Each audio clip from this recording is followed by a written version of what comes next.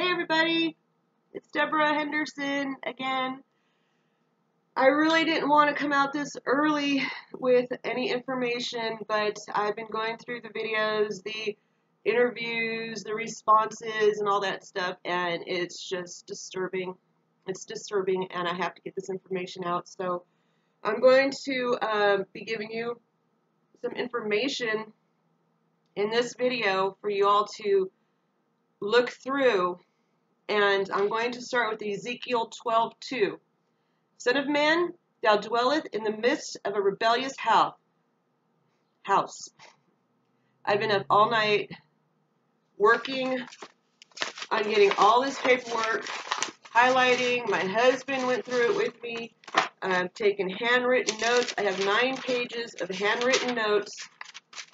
I have notes that I've taken on the notes. So I'm exhausted. I really am. But I'm after watching the videos and the responses, I really have no choice but to just get this out to you. Let me try that again.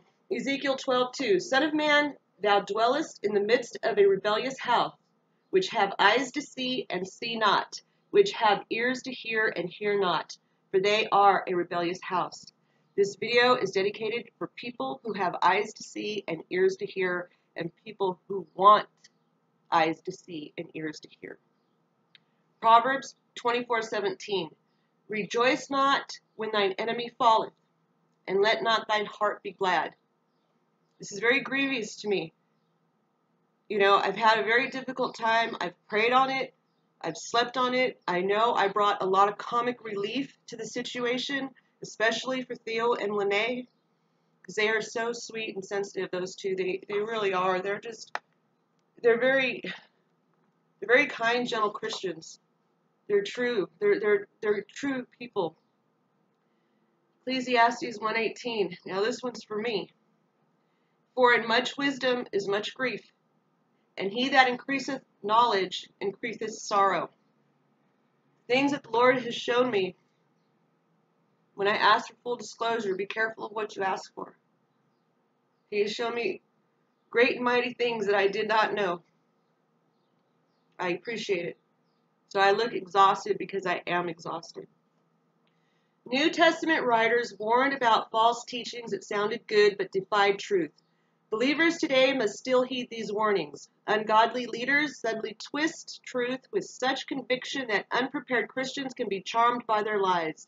That's why the Bible instructs us to evaluate the message of whoever desires to lead us. It is never pleasant to expose the deceptive, destructive tactics of the false brothers. But it is necessary to do so in order to protect the freedom of fellow Christians.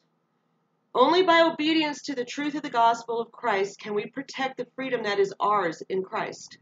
The body of Christ is expected to use Scripture as the standard against which to measure our leaders' lifestyle and words. When we seek divine truth, we are giving the discernment to differentiate I can't say that word right now, between a holy message and a misleading one.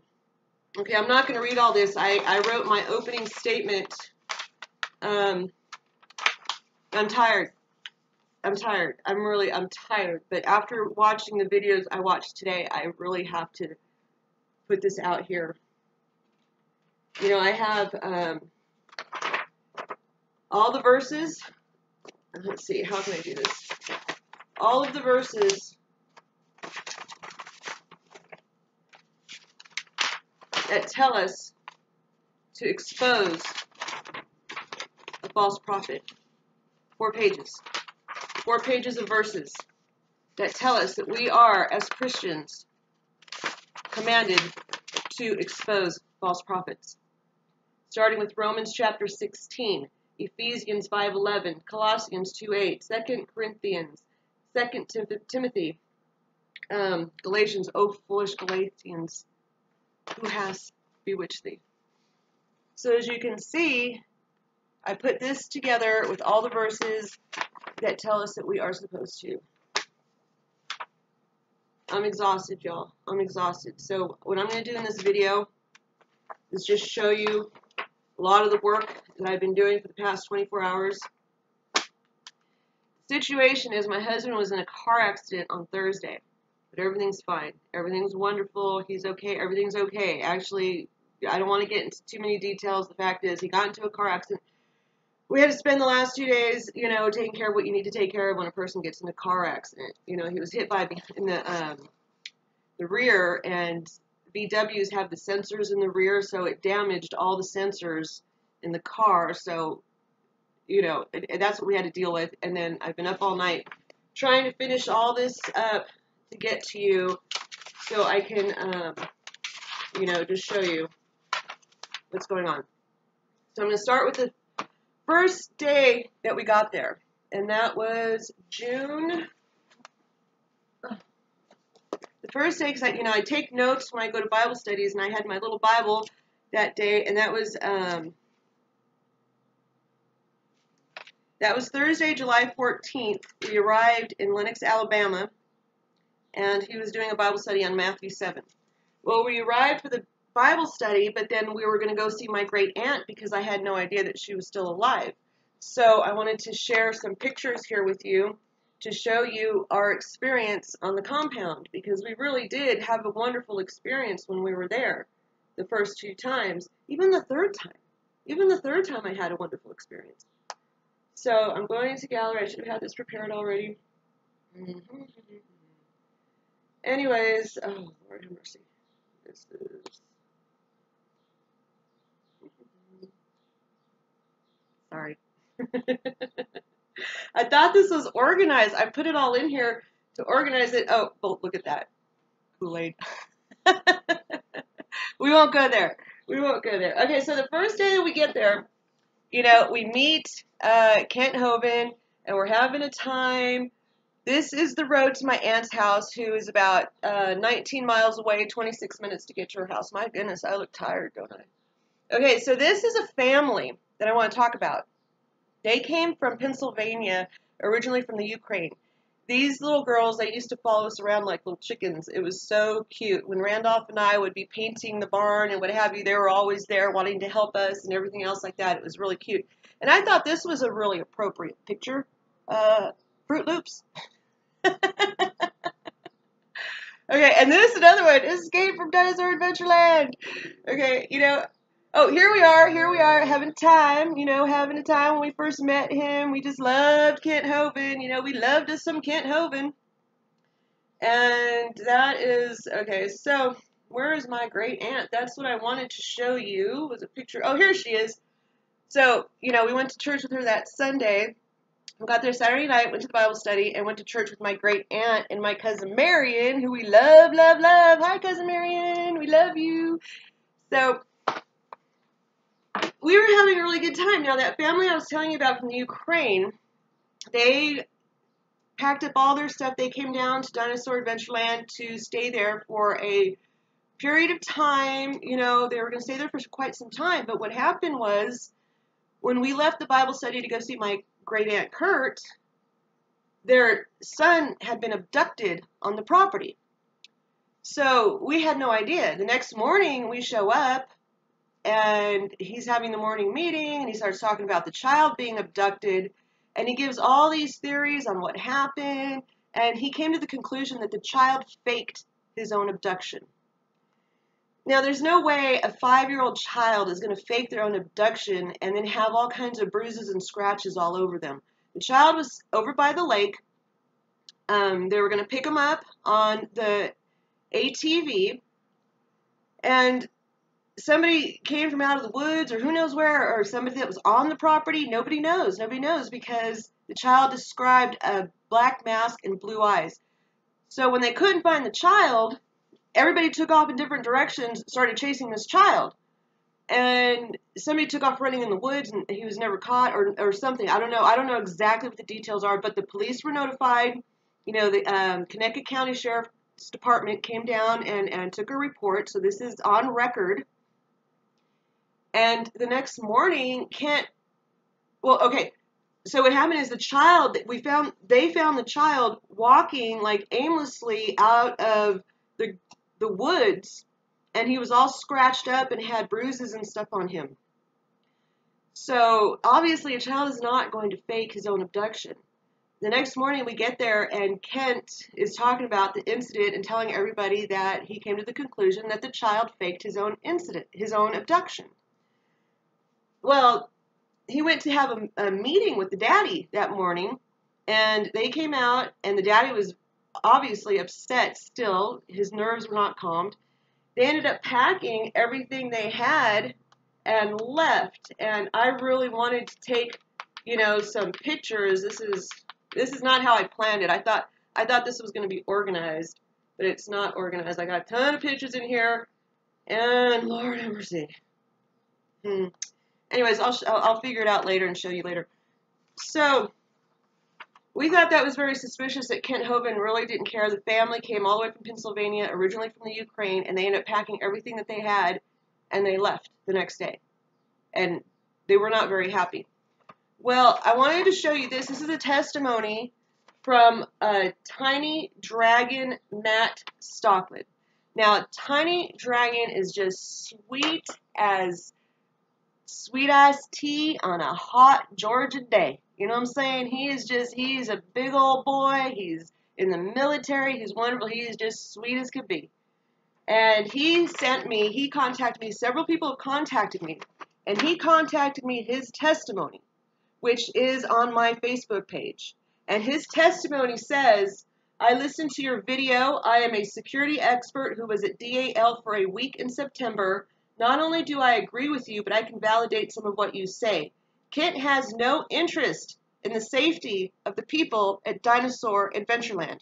This is coming from a security expert. I spoke to him, and I asked him if I could have his permission, and yes, he gave me his permission to give his testimony. So after that incident, my husband decided to get some walkie-talkies, because not only was it the child, but the chaos on the compound. Nobody knew where anybody was. Nobody knew, what time dinner was. Nobody knew how to get in touch with each other, and Kent could care less. I mean, he was baptizing people at a lake when the family members would be at another lake, and he would just go forward with the baptism, not caring that these people are at another lake. It was just really bizarre and very secretive and hush-hush. So I have all this stuff I want to get to, but I'm not going to get to it today. Okay, this is just going to be part 2. And I'm going to give you something for part 2 because this is going to wear me out. I'm already wore out. Now, I have 9 pages of notes that I wrote regarding the emergency meeting that Kent Hovind had the day that I left, that I was asked to leave the compound. Bear with me, y'all. If you really want the truth and you want to get to the bottom of who this man is, believe me, this is not something that I'm taking joy in. The reason I'm doing this is to warn the people of the false prophet that is up there and the damage that he is causing. So, these are the notes for the meeting, and I have evidence to back it up. This totally discredits his story. Completely discredits his story. And what does the Bible say about trust okay, where is it that I had? You see, I mean, that's what I'm saying. I wanted to organize, but I'm not organized. And everybody's like, oh, she's so unorganized. Okay, Luke 16:10. Let me pull out my can of King James, all right, and get to Luke 16:10. Oh, I'm getting up there, so I got to put these things on. Luke 16:10 says, He that is faithful in that which is least is faithful also in much. He that is unjust in the least is unjust also in much. If therefore ye have not been faithful in the unrighteous manna, who will commit to your trust the true riches? Meaning that if God can't trust you with the small things, how is he going to trust you with the big things? If you're going to lie about little things, hello, you're going to lie about everything. There's no need to lie about little things. So this is how Kent started the meeting after he got, Lord have mercy. I cannot wait to tell y'all who this person is. He started the meeting by praying. And I have proof to back this up, and I'm going to give it to you. I'm going to give it to you, but I want you to hear me first, all right? You can't have everything. I want you to hear me out, and then I'm going to back it up with proof. It says, this is how he starts. And I'm sorry to laugh. I really am. We're not supposed to, but I have to, so it doesn't hurt me. You know, I mean, my character has been assassinated, and I want to show you how vicious these people are and why people don't come up against them. Why people are afraid to come out, because they attack you viciously. They will destroy your character, your reputation, your life, your livelihood. They will do that. They tried to do it with me, but they can't. They almost did it to Theo and Lenae. They did it to several other people. So at the 30-second mark, he says, Lord, we all along predicted termites will destroy this, I couldn't understand, ministry. In my first interview, I said he used the word maggots. It wasn't maggots, it was termites. He would call us termites. Murmurers, Absaloms, and termites trying to destroy his ministry from within. At 2:38, he's talking about murmuring. At 2:39, he mentions my husband Randolph, that they weren't there for my psychological personal counseling. I wasn't supposed to talk to anybody about my marriage or my situation. At 3:36, he says we talked to Deborah many times. We talked to her for an hour and a half, which is obviously not true because I already told you the timeline. I was there at 9:30. By 10 o'clock, he told me I had until 11 o'clock to leave the compound. We talked many times this morning, blah, blah, blah. At 4:09, I would like for you and your husband to come back and work for us. He did say that. When they called me into the meeting when I was complaining because there was a situation in the bunkhouse where I could not sleep because somebody was snoring so loud that I got absolutely no sleep in the bunkhouse. So when they want to claim that, oh, I didn't want to be around the women, I can't, I wanted my own place. No, I couldn't sleep because somebody was snoring like a drunken sailor, okay? And I got absolutely no sleep like I didn't last night, and you can tell on my face I haven't been sleeping. Well, just for one night. When he's bribing me with the $200, all right, he's telling me, you see, I've already seen through it. I already texted my husband and said, this place is a cult, and I already saw through it. And he's telling me, okay, if you just leave quietly, I'll give you the $200 and the tent, and you and Randolph can come back and work for us, and you could be, permanent staff. I really like you guys. I think you're great. But right now, just take the money and the tent. And I'm just sitting there going, I'm not going to take your money, dude. That's not your money to give. I made a joke in my interview saying, well, I probably would have taken it if he would have given me more time. That was a joke. I was not about to touch his money. I had my husband was depositing money into my account. 2 days prior to that, a gentleman on the compound with Nydia went to the gas station with me to fill up my tank. I had a full tank of gas in my car. Okay? They might come out. I don't know what they're going to say about that, but 2 days before this meeting, I filled up my tank with gas. This is very important because he lies about that too. And he says he's going to hire us. I don't know. He wants me off the property by 11 o'clock. I'll give you $200 and a new tent. I had no place to go.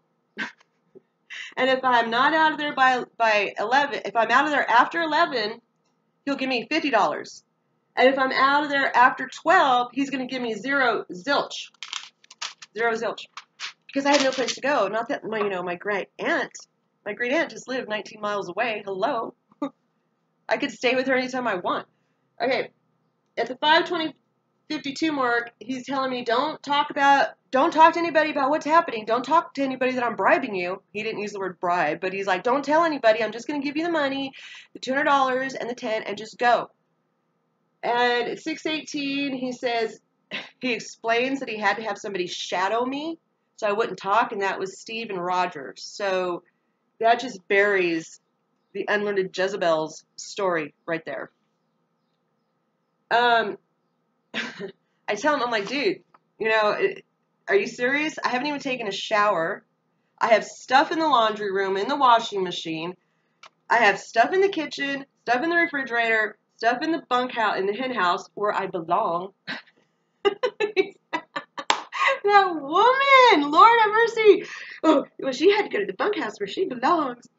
So I had stuff scattered all over the compound, which means there's no way I was going to run around the compound like, some kind of chicken and grab all my things and have everything packed nice and neatly in my car. Because I had, we have a Passat. They're not very big cars. So he sends Steve and Roger, and see, he admits it. He admits it here. He admits it in another video, but then when he does a third video with somebody that was going to remain nameless, you guys do your own research. If you want to find that third video, you look for it. I mean, I'm just going to leave that one alone. There's a third video out there with an interview with Kent and Mary, and they just bury themselves. They just bury themselves because I know, I'm not supposed to rejoice. But when somebody character assassinates you the way they're doing to me, Lord have mercy. Okay, so he tells me, I tell him I don't have enough time to pack my stuff, and he's like, we're giving you $200. You can get a hotel. You can take a shower at the hotel. I'm like, dude, I have a bunch of stuff I need to get packed, and he's like, you don't need to fold your stuff. Just go down to Lenox, go to the street, and fold your clothes in the street. I have proof that he said that.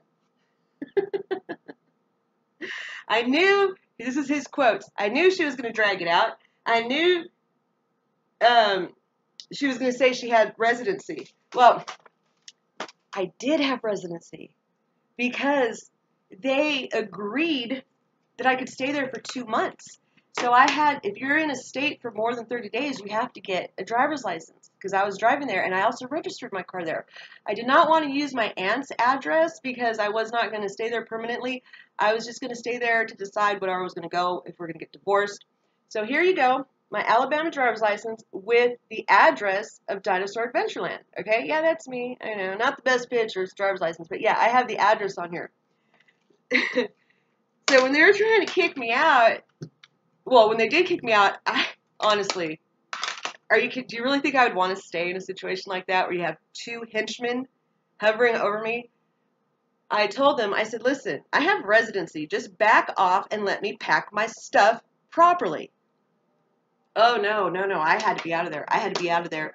So, he's telling everybody not to talk to me. He told Roger and Steve, he admits this, to come down there and to shadow me to make sure I didn't talk to nobody. So they wouldn't let anybody talk to me. I couldn't give anybody a hug. People were walking up and they were scaring them away. And this is where he says at the 650 mark, I have residency here. But that's the reason I said that, because I was like, give me time to pack my stuff and collect all my belongings properly, like you would do to anybody, What were his grounds? Because I called him out on his anti-government campaign to impeach the judge that sentenced him. And he was bribing people to file motions to impeach this judge. And then I called out Brady for getting involved in the baby home case. So I started seeing things that were going on there. But you guys, there's a lot more. So he claims that I'm the one that called the sheriff. He says, I said, if you don't want me here, call the sheriff. I know the sheriff. Oh, no, this is him. I said, if you don't want me here, call the sheriff. And then his comment was, I know the sheriff. They all know and love us here. I said, guys, when they got there, this is what I predict. She's going to drag this out for an hour. The one black cop said, oh, no, not with me, she ain't. And that was Lieutenant Jones. Okay. I have notes here because when Lieutenant Jones arrived at the property, he gave me his card and we were talking and I told him I'm going to my great aunt's house. And he says, well, what's going on here? And I'm like, well, obviously we can't talk right now because, these Steve and Roger, just acting bizarre.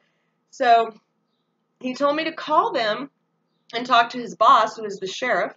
And he gave me his business card. So when I got back to my cousin's house, I got to, socializing with my cousin and my great aunt. So I didn't call. So I called the next day. And Lieutenant Jones says, well, why didn't you call? I'm like, well, I got busy with my family, So he's like, okay, well, we want to meet with you. We need you to come down here, And we're going to have the detective. I was like, okay, yeah, sure, no problem. So they like Kent Hovind so much. This was his quote, and I asked him, I said, Lieutenant, may I quote this? May I write this down and quote this, that you said this? And he gave me permission. Because I showed him, like I'm showing you, I said, why were you rushing me off the property if I have residency there? And they had already agreed that I could stay there for 2 months. Because the contract that I signed was the first time we came in July. It wasn't June, it was July. So we signed that in July, and that had nothing to do with this trip. This trip, they had agreed that I could stay. So his response was, because I said, why did you rush me off the property like that? And he said I could quote him. He said, because they could have had us disappear. They had enough witnesses to say we were never there. I was afraid for my safety, the safety of my deputy, and for your safety. So for the safety of everybody there, we had to rush you off the property. We could care less about the law at that moment. They could have had us disappear. They had enough witnesses to say we were never there. That's how much they like him. And that's a quote. Lieutenant Jones, Evergreen Sheriff's Department. He'll confirm it. He will confirm that's the reason he rushed me off the property. All right, so, it just goes on and on and on. But let me just get to some highlights where he's talking about, he doesn't need anybody there.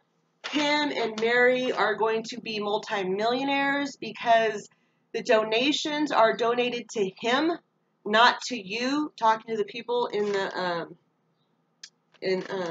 let's see. I thought I could go through all this, but this is going to be long-winded.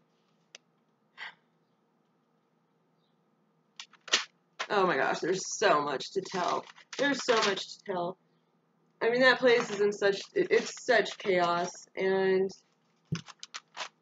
I don't know. I think I should just do one video, and I'm going to highlight that. So right now, it grieves my heart to call out a false prophet. And like I said, I have all of this stuff, including his wedding, which he admits in Kent Hovind's response to Theo on April 20th, 2017.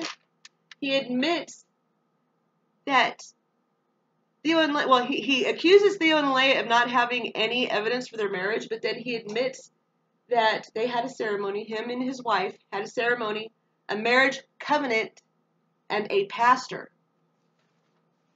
Okay? Kent Hovind is in a common law marriage, y'all. He is in a common law marriage. And he admitted it on video. He himself is in a common law marriage. He admitted it on video. And if you research it, it says right here, he's in a common law marriage. I'm going to take a break. Just wanted to give you another tidbit because I really want the people who want to wake up to know the truth. There's going to be haters and scoffers that are going to try to destroy me and character assassinate me, but I'm telling you what, I'm still working on this. I'm exhausted. I'm going to go take a nap. And I just wanted to get this out there to show you that he needs to be called out. I have more verses here. You got 2 verses talking about not touching the anointed of God. And you see, I'm a complete mess right now. I'm a complete mess because you have 1 Chronicles 16:22 saying, touch not mine anointed and do my prophets no harm.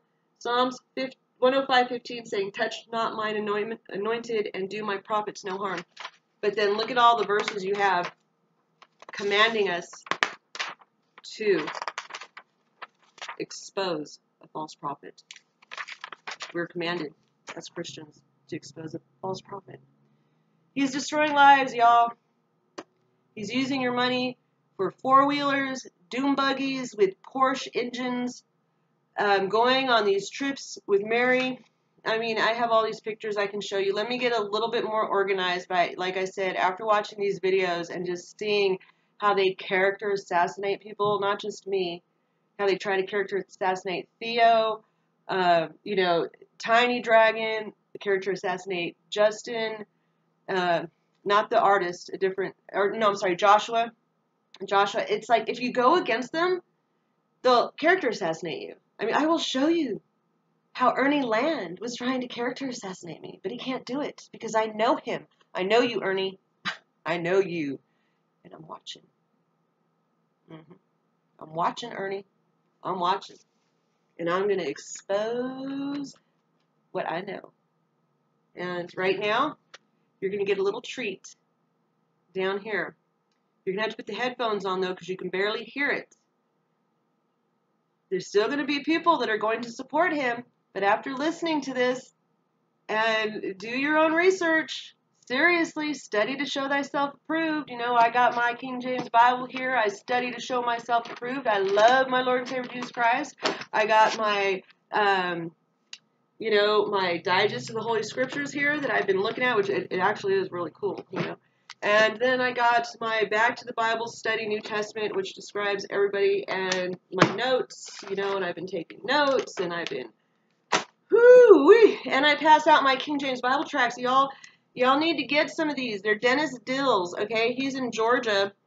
He's classic. He's old school pastor. He's wonderful. But this one is my favorite, the KJV versus the NIV. And this is what I pass out. And I get more so-called Christians attacking me for being King James only than any other group. All right. Y'all see I'm exhausted. So I am going to let you all go. Ponder on what I got down here. I mean, that sounds weird. Ponder on, that's what everybody says when I watch videos. So I thought I would try it, but you know, no, that's bad. Okay, ponder on the link that I'm going to give you because it's the audio of the emergency meeting that I have notes on that proves Kent Hovind is a liar, a scandler, and a wannabe cult leader. He has all the characteristics. And I think I'll make one video where I just go down the points that I took. I got 9 pages of the quote. 9 pages.